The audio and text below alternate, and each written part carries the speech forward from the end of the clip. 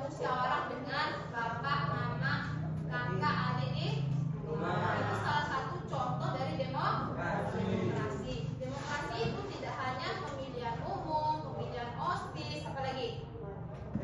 Jadi demokrasi di Indonesia ini ditunjukkan dengan misalkan bermusyawarah, pemilihan daerah, pemilihan umum, pemilihan presiden, pemilihan sekolah, dan lain-lain. Prinsip demokrasi atau demokrasi seperti apa sih di Indonesia selain demokrasi langsung? Dia tahu?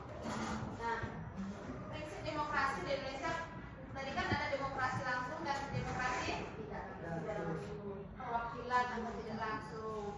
Nah, secara umumnya demokrasi di Indonesia ini mengarah adalah demokrasi Pancasila. Itu yang di dalamnya ada demokrasi langsung dan demokrasi tidak langsung. Sudah Ibu kasih materi atau sudah Ibu jelaskan materi tentang demokrasi. Nah, sekarang kalian bikin kelompok, satu kelompok 4 orang. Akan dibikin kelompok, nanti kita menganalisis sistem demokrasi di Indonesia. Oke, kita akan bikin kelompok.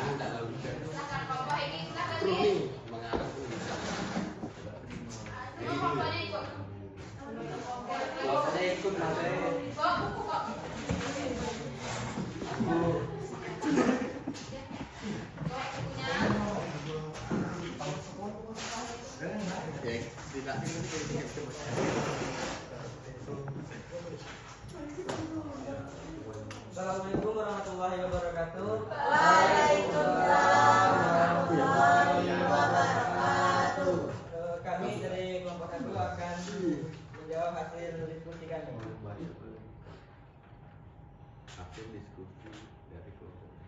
Setelah melihat gambar ini, kami berpikir bahwa demokrasi memberi kesempatan yang sama bagi semua orang untuk menyampaikan pendapat dan ikut serta dalam kehidupan bernegara.